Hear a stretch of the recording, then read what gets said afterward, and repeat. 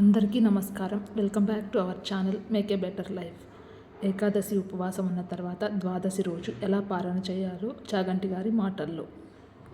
వెళ్ళి ఆ పేద బ్రాహ్మణి ఇంటి ముందు నిలబడ్డారు. అది ద్వాదశి. ఆయన ఉంచ వృత్తిలో ఉన్నాడు. ఆ రోజుకి దొరికిందా అన్నం, దొరకలేదా లేదు. ఏకాదశి ఉపవాసం, ద్వాదశి పారణ. సూర్యోదయం అయ్యేటప్పటికే పారణ చేయాలి. పైగా ద్వాదశి పారణకి ఒక నియమం ఉంది. ఉసిరికాయతో పారణ చేయాలి. ముందు ఉసిరికాయ తినాలి.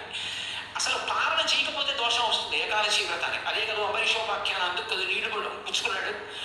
అందుకని కనీసం అన్నం దొరుకుతుందో దొరకదో తెలియదు. కనీసం తినడానికి ఉసిరికాయ ఉంటే ఏకాదశి నాటి ఉపవాస ఫలితం దక్కుతుంది. అందుకని ఇప్పుడు ఒక ఉసిరికాయ తెచ్చి ఇంట్లో పెట్టాడు. అది ఇప్పుడు పెట్టాడు, ఇప్పుడు దొరికినప్పుడు తెచ్చి పెట్టాడు. అందువల్ల ఉసిరికాయ ఏమైపోయిందంటే ఎండిపోయింది. ఆ ఎండిపోయినటువంటి ఉసిరికాయ ఒక్కటి ఇంట్లో ఉంది. ఇప్పుడు ఈ పేద బ్రాహ్మణి ఇంటి ముందుకు వెళ్ళి బాలశంకరులు నిలబడ్డారు. బ్రహ్మచారి భవతి భిక్షాందేహి అన్నారు. ఆ తల్లి బయటికి వచ్చి చూసింది. మహాతేజోవంతుడు నమఃకపర్దినీచయుక్త కేశాయ చ.